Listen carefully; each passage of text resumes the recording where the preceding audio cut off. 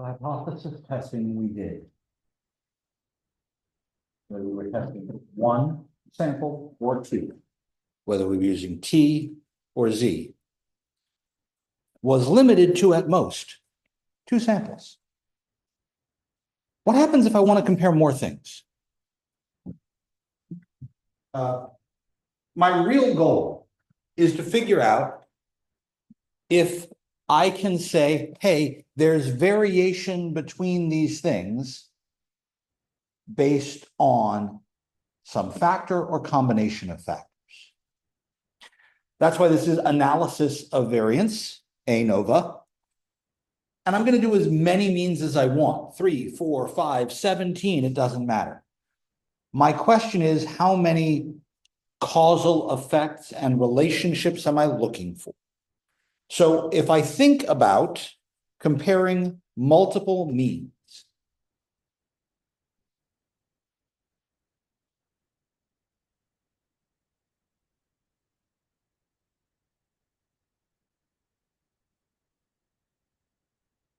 that's really what I'm after here.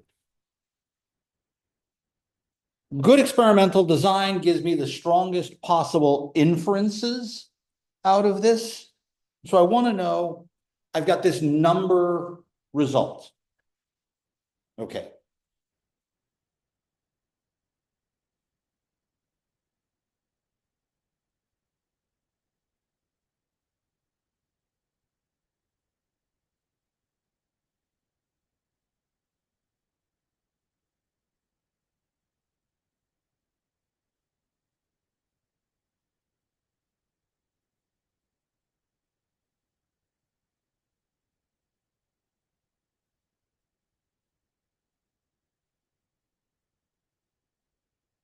I want to know how this response variable y changes.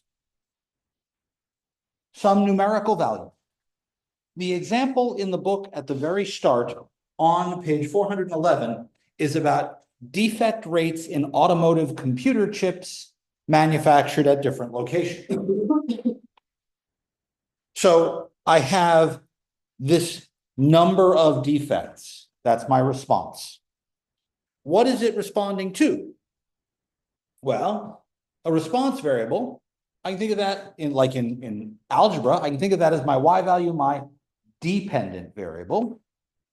So that means there are some independent variables.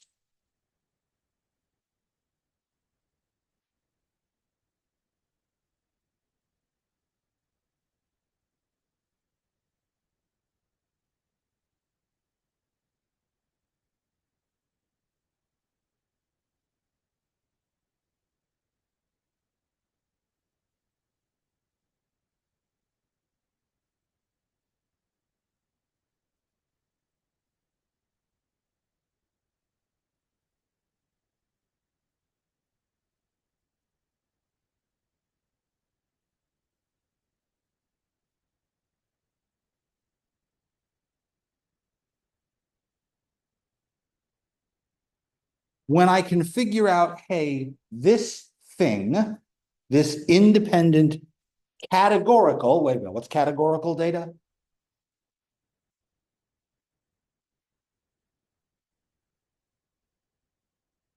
What's categorical mean?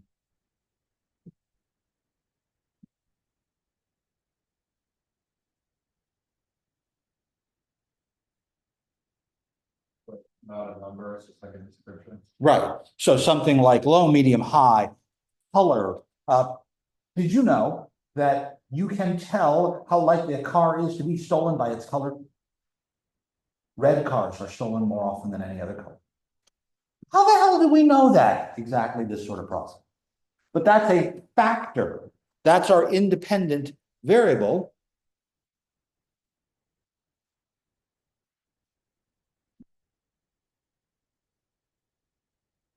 And sometimes there's just some unexplained error.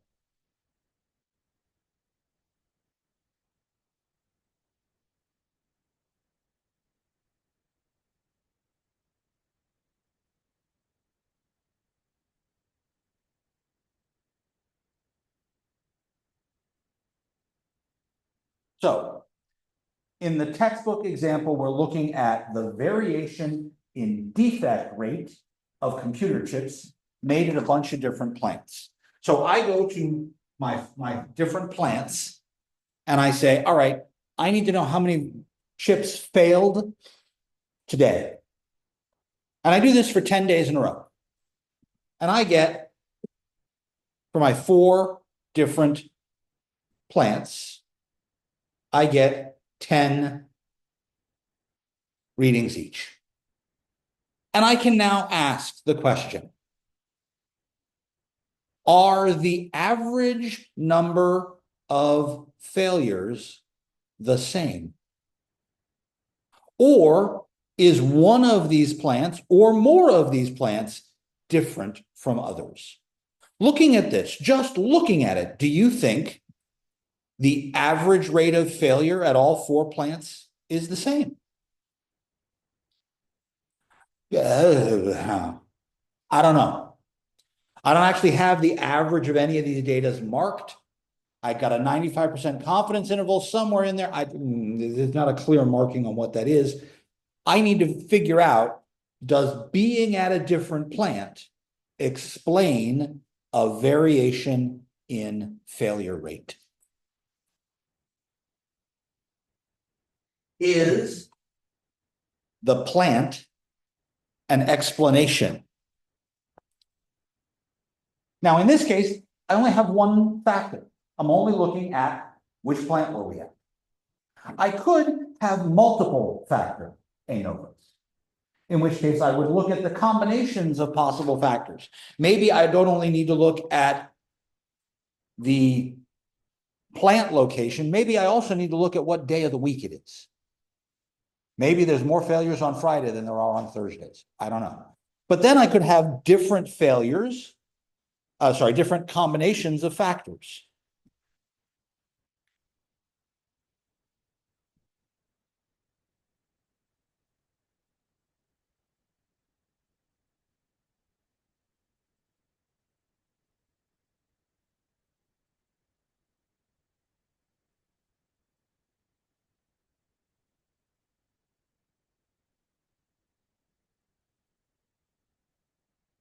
In our first example, there are 4 factors. Sorry, there are 4 treatments in one factor. Am I at plant A, B, C, or D? That's it.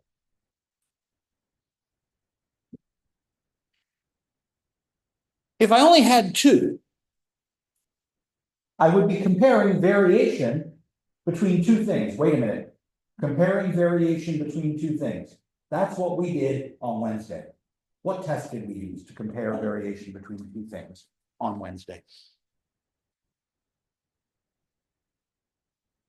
The F test. So what I'm going to do here is I'm going to test for variations between all the factors using an F test.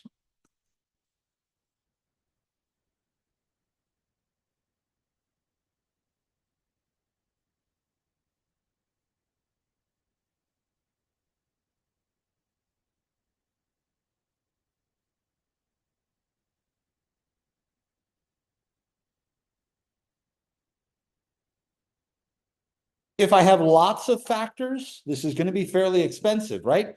I had to go and visit these plants. I had to do 10 days each. For now, I'm going to focus on small numbers. So in this example,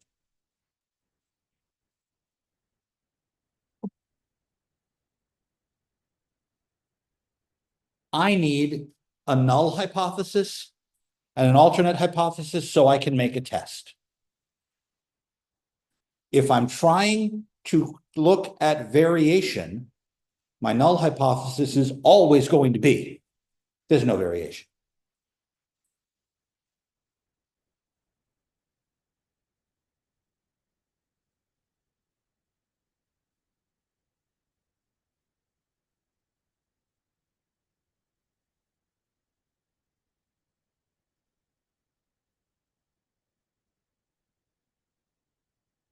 Now, in our case, we only have 4, so I'd only have to go 1 through 4. But if this is my null hypothesis, what's my alternate hypothesis?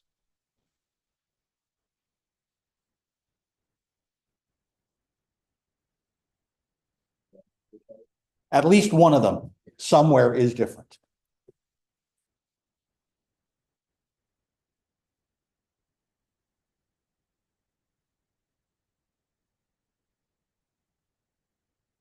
It could be that there are more than one difference. It could be that all of them are different and it's statistically significant how different they are. But what we're asking is there a statistical difference between these averages? Maybe computer chip defects is not exactly a useful piece of information to you. So what if you fracture a bone? One of the weirdest hospital stays I ever had is for a cracked scapula. I don't recommend it. They literally couldn't do anything. They put me in a sling and told me don't move. Thanks.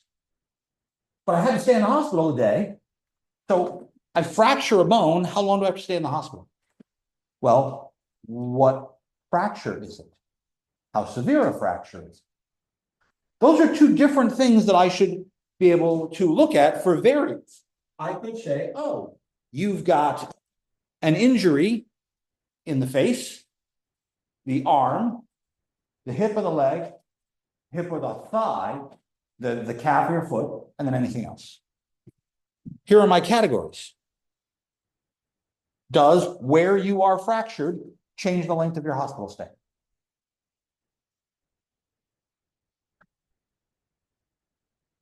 I'm painting a car.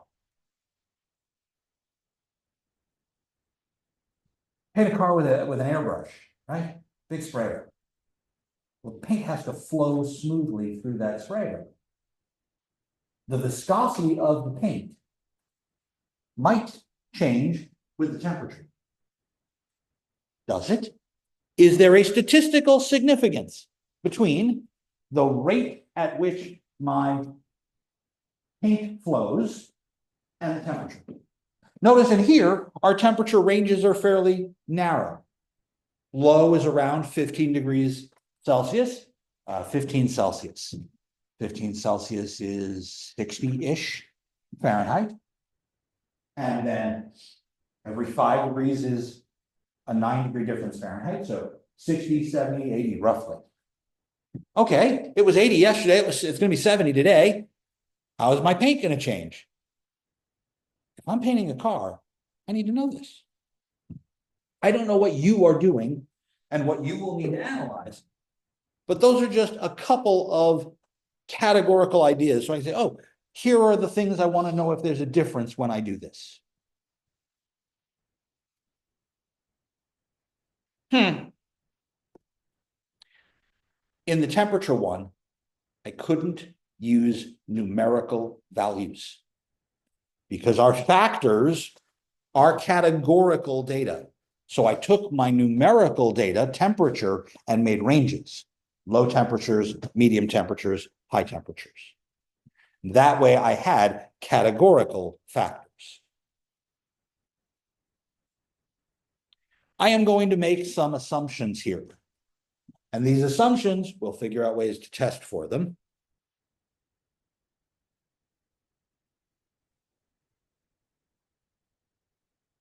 I'm going to assume that all of my observations are independent.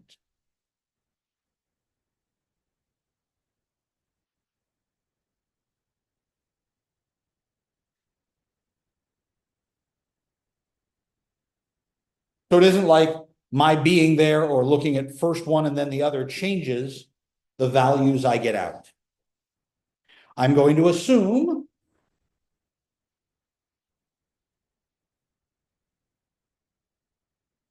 normal.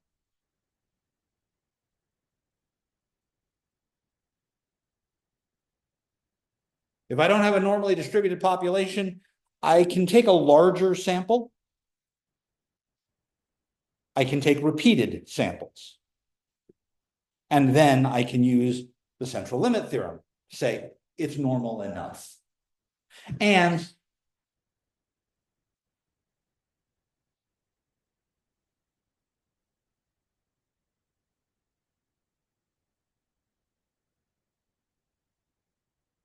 that I'm starting with the assumption of equal variances in the population, not necessarily in the samples, but in the populations.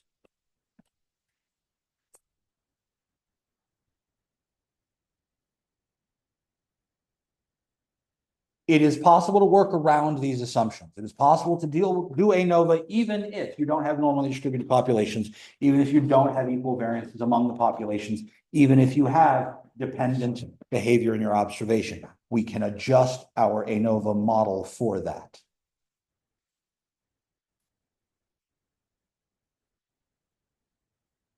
But I'm telling you right now, there's absolutely no reason on God's green earth for me to do any of this work by hand.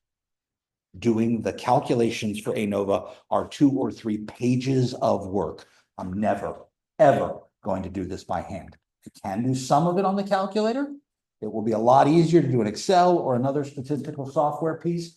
I'm going to do this right out of Excel. All the examples I'm going to work with are posted to our Canvas page. Even this chip example we're going to start with is there. But how does ANOVA do this? What is the calculation I am doing? I want you to understand where this stuff comes from so it doesn't look like black box magic. Abracadabra, no, forget it. I want to be able to know what the hell is going on in here for real. So I'm going to think about comparing my groups. In our example case, the 4 groups are the 4 plants I'm working from. I've got a bunch of groups, right? In this case, I've laid out my data on the left in columns, on the right in rows. It doesn't matter. So I've got 4 plants. I get 10 readings for each of my plants. In this case, I've got C of them. And here are my readings. The first reading in group 1, the second reading in group 1, the third reading in group 1. See how the indexes go? Same thing here. Each of those groups has a number of observations and an average.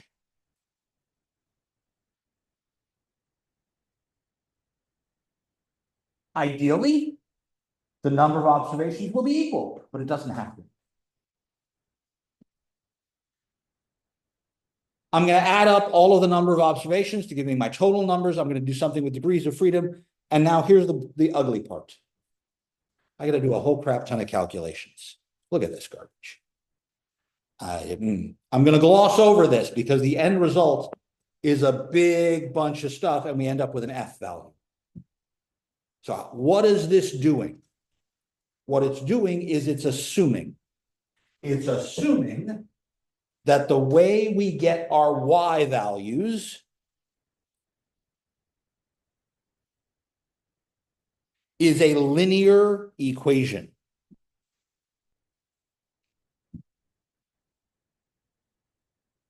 It's some global population average plus some variation due to which group we're in. That's the analysis of the variance, plus the potential for a little bit of random error. EIJ. So what we have here is treatment variation. And what we have here is random variation. I can't control for random variation. But I can check to see if treatments make this work in a straight line. How do I check to see whether something is really a straight line data? Wait a minute, I did that before. Way back in chapter 3, where we were drawing pictures, we had a scatter plot of our data, and we could draw a line through it. I'm trying to see if which treatment I am causes that line to move in certain directions. So this is kind of related to our scatter plot and lines. The actual calculations that go into this are on page 415 and are atrociously discussed. So I'm not going to do these calculations. I just want you to know where they're coming from. Okay. Before I do this, let me ask you a question. I'm looking at 4 different means, right? Plant 1 versus plant 2 versus plant 3 versus plant 4. Why not just do them a pair at a time? Is the average from 1 and 2 different? What about the average from 1 and 3? Or the average from 1 and 4? Why not just do them a pair at a time?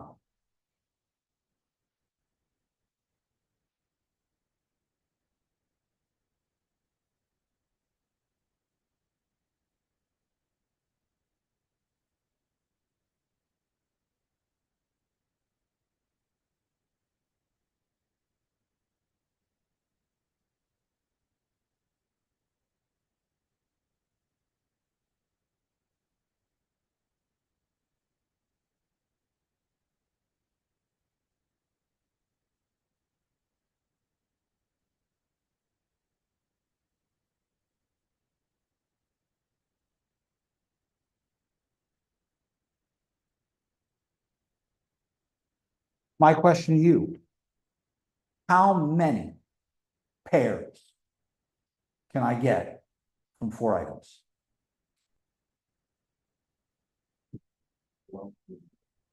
Say again? How did you get that? I have 4 items, mean 1, 2, 3, and 4. I'm going to do a pair comparison. How many different pairs can I select?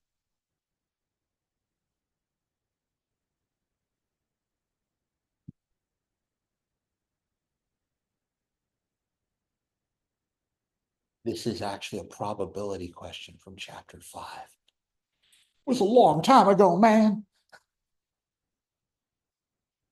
Fortunately, if I'm only dealing with 4 things, I can actually count them out directly, right? I could think about 1 and 2, or I could think about 1 and 3, or I could think about 1 and 4. I wouldn't do 1 and 1, that doesn't help. 2. Well, I already did 2 and 1. The order in which I do them doesn't matter. I don't need to do 2 and 2, but I need to do 2 and 3. I need to do 2 and 4. 3. Well, I already did 3 and 1. I already did 3 and 2. I don't need to do 3 and 3. I need to do 3 and 4. Then I need to do 4, but I did 4 and 1. I did 4 and 2. I did 4 and 3. So 1, 2, 3, 4, 5, 6 pairwise tests. By the way, that is 4C2. Out of 4 items, choose 2 without combinations and permutations, chapter 5. Damn, that was a long time ago. All right, wait a minute. When I do a pairwise test, we have an alpha value, right? We have an alpha value. And the alpha value is our rejection line. I reject 5% of the time. I'm using 0.05. If alpha is 0.05, then 1 minus 0.05 equals 0.95. 95% of the time, I say, no, these are effectively equal, right? But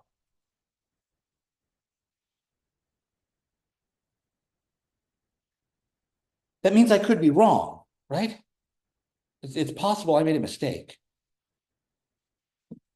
There's a 5% chance that I reject, but I'm doing this test 6 times. Do me a favor. There's a 95% chance I say it's okay. I'm going to say it's okay 6 times. What is that number? Grab your calculators. What's that number?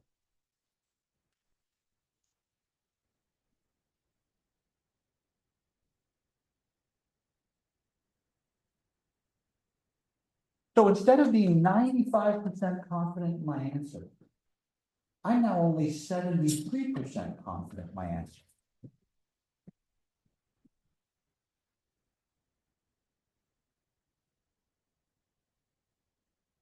I can no longer say, hey, there's only a 5% chance we screwed it up. There's an over 26% chance we screwed up. Ugh. By doing all of the testing at once, instead of having to do 6 separate tests, that's much better. I only end up with alpha being 0.05 instead of being, in this case, 0.265. Okay, that's why I do it all at once. I do it all at once so that I can minimize my mistakes here.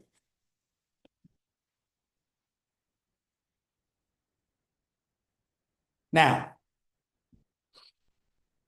in our example, we picked 10 pieces of data from the first location, 10 from the second, 10 from the third, 10 from the fourth. We assigned our data to a treatment in advance. Sometimes we assign our data to a treatment randomly. I am hoping to show that all of my treatment variation is 0. If my treatment variation is 0, then the treatment doesn't have any effect. The only variation comes from randomness. So another version of the null hypothesis that says that all of the means are effectively the same is to say that all of your treatments' effects are 0. That's called a fixed effect model.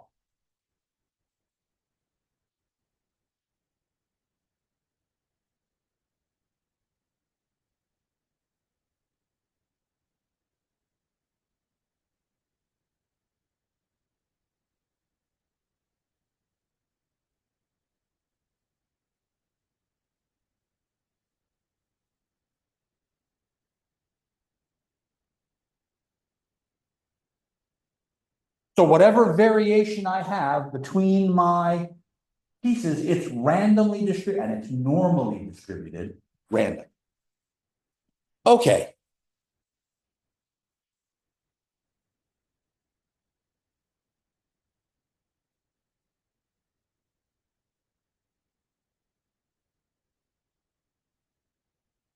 I get a test F value. I get a P value. If my P value is bigger than 0.05, what do I do?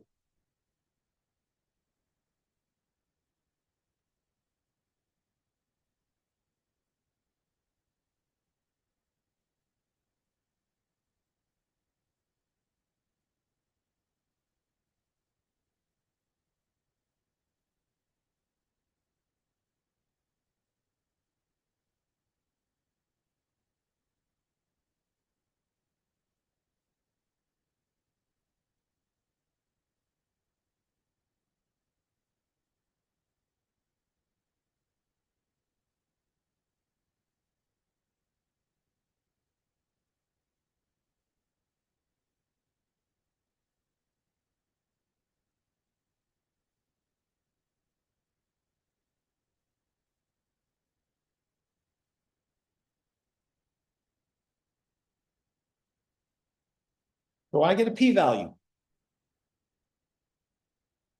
P value is something I make a decision on. What do I make my decision on?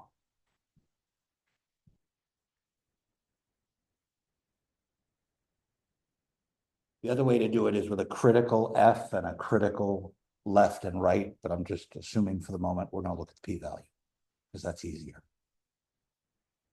How do I make my decision based on P?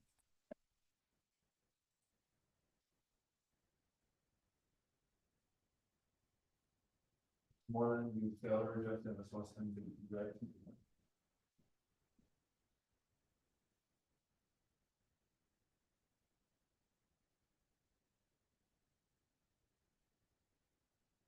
Okay.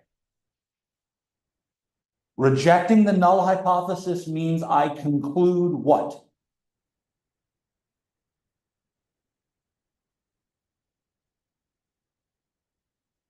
that they're not all equal?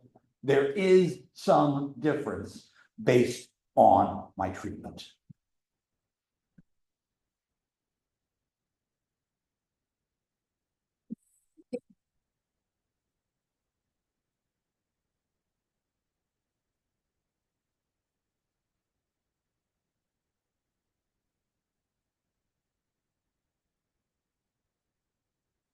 So the big question ANOVA is trying to answer in the example in the textbook is, okay, we did all of this analysis at our different computer chip makers. Does being at plant A cause more errors than being at the others? Does being at plant C cause more errors than the others? How about B? How about D? Are the averages the same, or is there a clear difference? I won't know until I do all the information. So what do I actually do? Me, I don't do squat by hand. So let's open up Excel.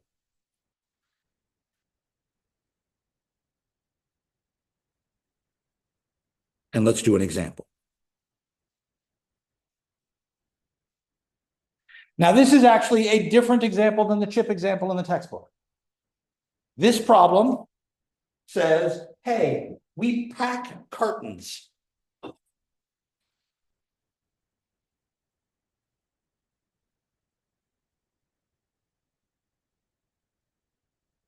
We pack cartons at 4 different locations in our factory.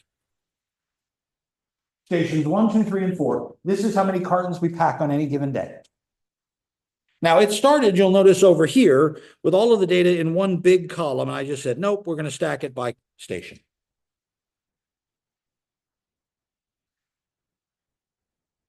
These are small enough pieces of data that what I could do is I could graph them and look and see if there's some sort of behavior in the data. So let me actually make a line graph here. I'm going to highlight this and I'm going to insert, and I'm going to insert a line graph. Hey, look, here are my 4 different stations. Here are 4 different graphs. Is there a meaningful difference here between what looks like one line and the other? I'm going to go with, I don't see any clear and obvious one curve is substantially farther away from the others. I mean, this one down here is the only one that seems to go down below the others. But in the same sense, this red one up here on the top is the only one that goes above the others. They all kind of look like they're in that same band, aren't they? I can't just visually say, oh, we have a clear problem here. Okay. What's my null hypothesis for variation?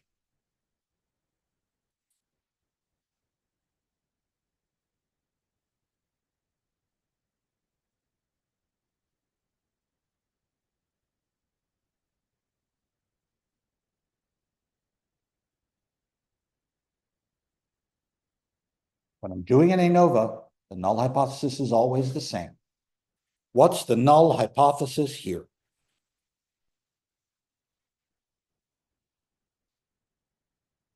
None of them have a different average. Whichever station you're at, doesn't matter. Now, I don't know what's different between station 1, station 2, station 3, station 4. We're just packing packages at our location. So, all right, let's actually do the data analysis. I go up to data. Oh, wait, I need to be off the chart first. I go to data. There's my data analysis piece right there. I go to data analysis. Hey, here's all my tests again. I go up to the top here, and there it is, ANOVA. Notice there are 3 versions of ANOVA here. At the moment, we are only dealing with the first one. Single factor. Because the only difference between my rates of packing is which station I'm at. The only thing that could make a difference between those averages is are you at station 1, 2, 3, or 4? Again, maybe there's more other information, other factors, and that would be the two-factor idea, and we'll look at that later. But for the moment, I'm just going to deal single factor ANOVA. So I say, okay, I want you to do a single factor ANOVA. Where's the input? The input is here. That's the numbers I'm using. My data is grouped into columns. If it was grouped into rows, I'd click that. But labels were in the first row, so I'm going to click yes there. And it says, okay, I'm going to put your information in a new worksheet, and we're going to do alphas 0.05. By the way, it may very well be that for some situation you want a different alpha. 0.05 is a default standard, not a requirement.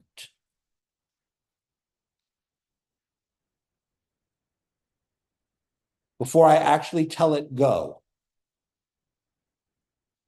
what made my decision?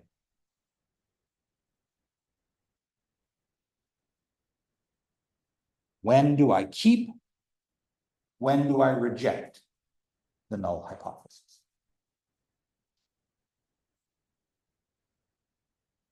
If the value is less than alpha. If the p-value is less than alpha.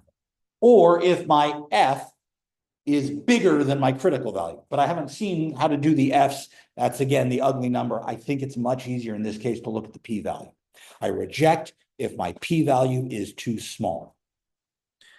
Let's do this. Bang. Here comes all of these numbers. Oh my God, look at all the garbage they gave me.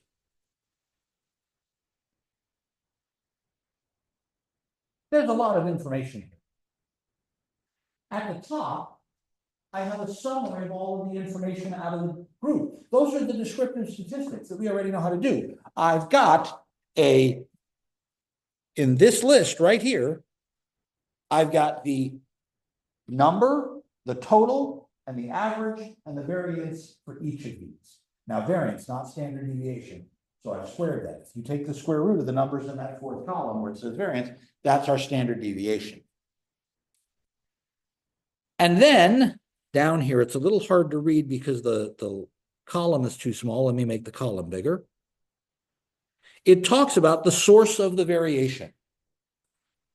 Now, we said there were two possible sources of variation. The treatment, TJ, and then random stuff, the E, error, IJ. And so it says, hey, there's variance between the groups. Group 1 versus group 2 versus group 3 versus group 4. This first row, variation between the groups, that's the treatments. That's T. The stuff in the second row within group, that's E. And that's treating all of the data as one big pile and looking for error that way. That's why there are two different degrees of freedom here.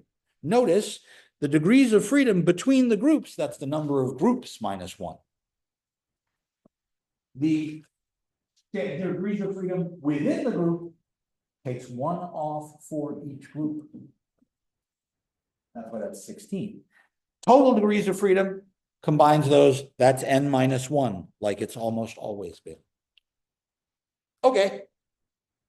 So I see 3 different numbers here that tell me what I should do. I said we were going to base this off the p-value. There's my p-value right there. How do you answer the boss when he comes to you and says, hey, is there variation between the stations?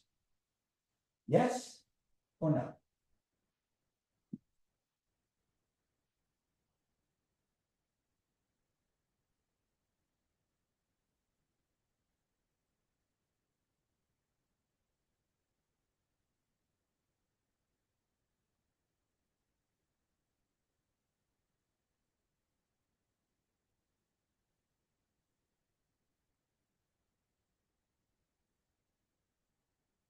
What's your answer?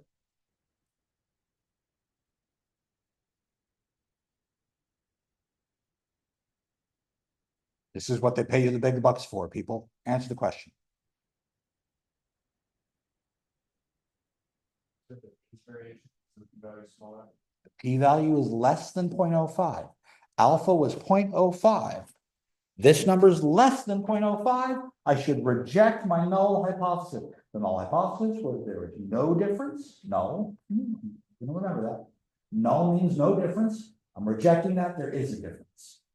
It's statistically significant, not random difference. Which ones are different? Well, now that's where I go look at summary statistics. And up here, just looking at those averages, stations 1 and 2, their averages are in the 240. Stations 3 and 4, their averages are around 225, 227, right? Substantially different, these two versus these two. Why? I have no idea. But stations 1 and 2 pack more boxes than stations 3 and 4 on average per week. Now, maybe stations 1 and 2 are closer to the delivery lot, where all the product comes in and they can go faster because they don't have to go as far to take the stuff to their station. Maybe 3 and 4 are on the other side of the room. Maybe the people on 3 and 4 are best friends and they goof off all day with each other. I don't know. This doesn't give me a reason. It just says, hey, there's a variation and I can see it, and it's not just randomness.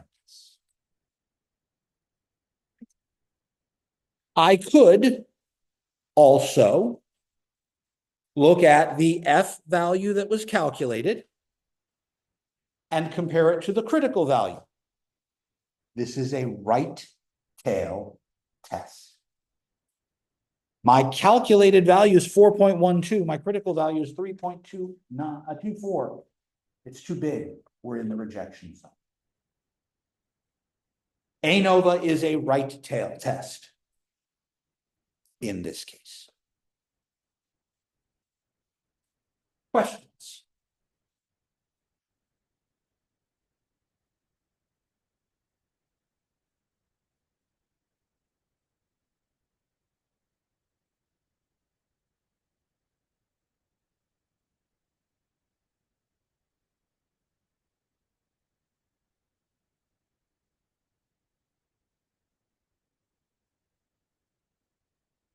Please notice, in every ANOVA, just like every test we were doing in the past 2 chapters, start with my null hypotheses and my alternate hypotheses. I state my decision rule. Now, if they're doing the F value, you go look up the critical value and do all the calculations. Again, the calculations themselves require us to do a huge amount of back and forth and then end up dividing to get an F value. That's why I'm not doing this by hand.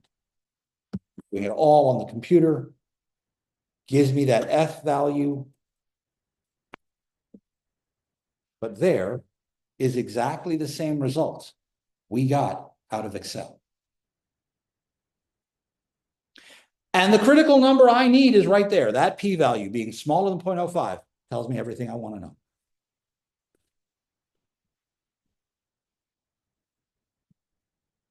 It is also possible to do this here. When we were doing the other tests on the calculator, it gave us this sort of page where we could enter the information. The ANOVA test doesn't do that. When you hit ANOVA, it just, what do you want to do the ANOVA on? That's freaking helpful. ANOVA needs the data. So I need to know which lists to put the data in. We had 4 plants. We had 5 pieces of data for each one. I go in and I edit these lists to match the data we were given. Once I've done that, out here, I tell it, oh, I want you to use list 1, list 2, list 3, and list 4. The lists are above the numbers 1, 2, 3, and 4. They're in blue, so you need to hit this second button to get them to show up. Close the parentheses and hit enter. Please notice, it says right at the top, this is a one-way ANOVA, one factor. I don't know how to do more factors on here yet. I'm still learning. But notice the important thing. There are the top, those two numbers right there at the top. Those two numbers are exactly the same numbers we got out of Excel. And the number I really need for this, 0.024, that p-value, still tells me to reject my null hypothesis. It doesn't give me the same summary data. It gives me a bunch of information.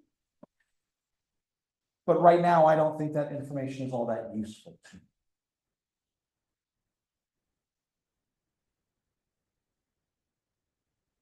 Questions?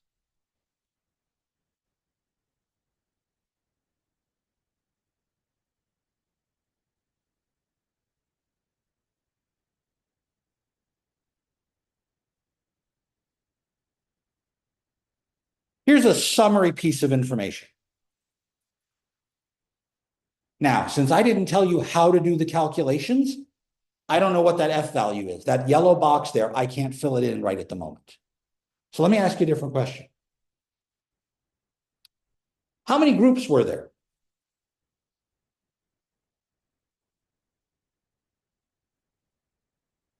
In this data, how many groups did I have?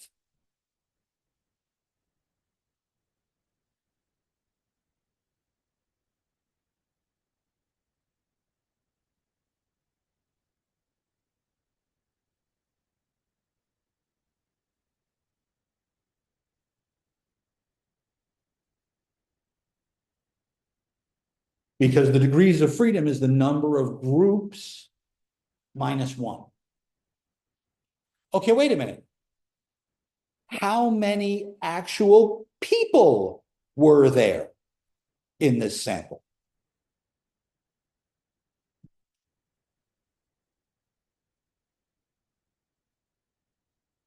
Because my total degrees of freedom is number minus 1. What's my null hypothesis here?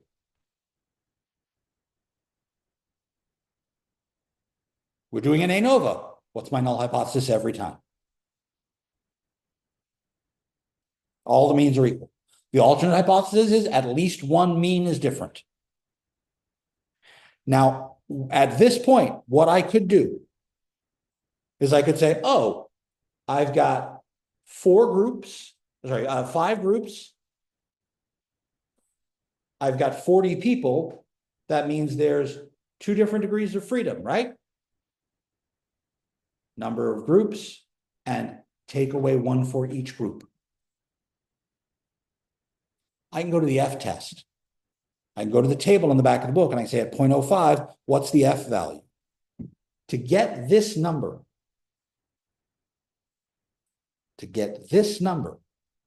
I divide these two. That's what our F test did. It took one square and divided it by another square, right? S1 squared over S2 squared. These say MS, that means mean squared. That's our square. So we take the top square and divide it by the bottom square.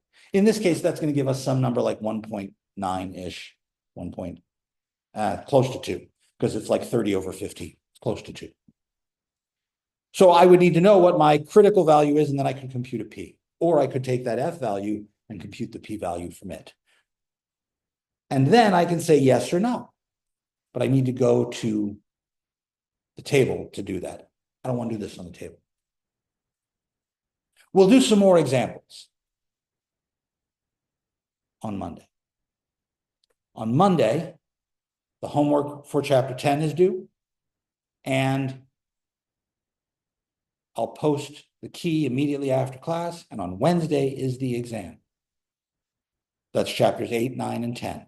Please work on your formula sheet for that exam over the weekend. I will see you all then. Have a wonderful rest of your day.